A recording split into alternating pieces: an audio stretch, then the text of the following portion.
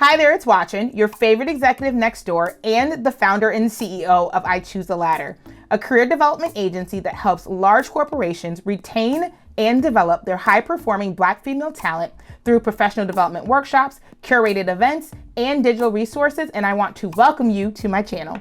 Today we are going to be talking about 6 tips to support your Black female employees. So if you're looking at ways to show up for your employees, if you're looking for ways to make them know that they're seen, if you're looking for opportunities to just give them a little extra boost and increase morale, this episode is for you. So let's get started. So the very first tip that I have in how you can support your Black female employees is to create opportunities for visibility. We know that when the right people know about the work that you do and the talent that you have, you get more opportunities for projects, for promotions, and just for more access. And so if there are ways that you can create opportunities for your high-performing Black female talent to have visibility from senior leadership, from people in different departments, that helps with their morale, it helps with their confidence, and it also makes them more likely to want to stay and remain because they feel supported. The second thing is that you want to examine how initiatives are prioritized, right? And when I say that, I mean both by manpower hours and also financial resources. So the company has a bunch of priorities that are across different ethnic groups, across different special categories and special needs. You want to look at how you're prioritizing them. If it seems like, or if it's perceived that certain groups are getting more resources, better access, more financial capital, right? And then others are getting, less priority, less visibility, less resources. It tends to create feelings of resentment within your employees. And although that may not be true, we know that perception for most people is reality, right? And so as you look, if you are in leadership and you have visibility into the initiatives that are rolling out through the company as they pertain to different demographics within the organization, you want to make sure that if you're trying to support your Black female employees, that they know that the things that are focused towards their needs are being prioritized in the same way that their colleagues are being prioritized, right? And so if there are specific things that they have asked for in terms of support, sponsorship, help, that you are prioritizing those things so that they feel like they are supported in the work that they're doing.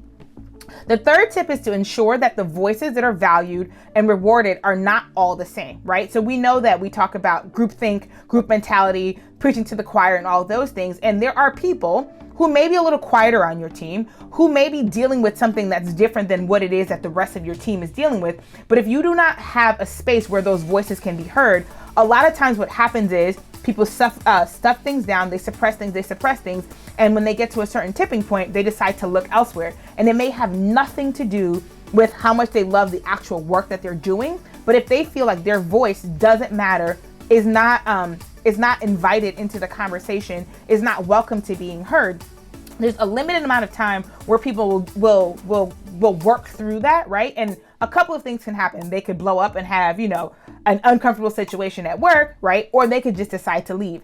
If this is talent that you value, right? Even though their perspectives may be different, their experiences may be different, if as a leader, it is your job to ensure that the members of your organization have an equal opportunity to have their voices heard and that they are rewarded for being brave enough to enter into the conversation that sometimes may be a little uncomfortable for them. The fourth tip, and I know that this one may be a little bit uncomfortable for you, but you also want to encourage perspectives that may differ from yours. We know that as a leader, at the end of the day, your voice is the voice that's going to carry the most weight. But sometimes when we are in our own groove, right, there are blind spots that we may have that we may need outside perspective to help us kind of push through. And I know that sometimes the conversations may be uncomfortable, but if your employees feel confident that they can share their perspectives without repercussions or without anything negative happening, you will get a lot richer conversations. You'll also get better data to use as you make decisions about the work and about the people on your team. And so, yes, there may be conversations that are happening at work that may be a little uncomfortable for you, but as a leader, it is your responsibility to make sure that if you have blind spots and you have talented people on your team, that there's a safe space for them to have those conversations, even though they may be very different from how you view the world or how you may approach a certain situation in the workplace. The fifth thing I would say is that we have to understand that women are not a monolith. And typically when we talk about women in the workplace, we talk about white women. We talk about the challenges of white women. We talk about the needs of white women. We talk about the triumphs of white women. We talk about the accolades of white women. But in reality, every woman's experience in the workplace is not that of a white woman's, right? And so as you start to think through strategies for servicing those women within your workplace, as you start to think through strategies for retention, you have to make sure that what you're doing is speaking to the needs of the women that you are trying to serve, not painting them with the same brush and hoping that they can adapt to whatever you came up with while using white women as the standard, because again, the challenges are not the same. The sixth one, and I don't know if I could scream this any louder, like I want to stand at the top of a mountain and say, do not default to microaggressions, right? And if you don't know what a microaggression is, typically it is statements that are made that are intended to be compliments, but because of the underlying assumptions are not, right? So when someone does a great presentation, at the end of it, don't comment on how well spoken they are.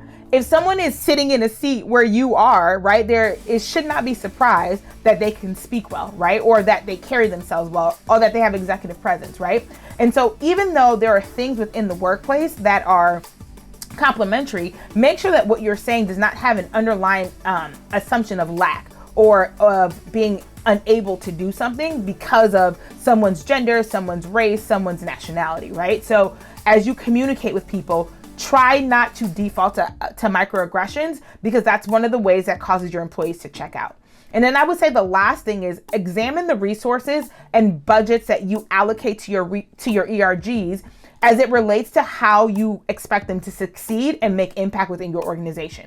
Most people, especially the Black women that I know who are part of, diversity councils, inclusion councils, ERGs, and all those things, they're doing them in addition to their jobs, and they're not being paid, but they're also being given budgets that don't allow them to make any impact or do any of the work that they would like to do for the population that they've been tasked to serving. So as you look through the financial resources, like, does the white women's organization get way more money than the Black people's organization or the Asian women's organization or whatever the case may be? Look at, granted, I know the argument is like, but there are more white women. Well, one, that's part of the problem, right? And so there are more white women with more needs, and so they need more money. I heard you. However, the work that is required of your Black women is very different than the work that is required of someone who is servicing white women in the workplace, right? So as it pertains to what you're hoping or what you've expected or what you've articulated is expected for the individual groups to accomplish within your organization and within your workplace, make sure that the resources, both financial and intellectual and manpower that you are allocating to them make sense. Those are just my 7 tips, really quick things that are low-hanging fruit that you can start actioning on today, right? To help make a difference in how you're supporting the Black women who work for you.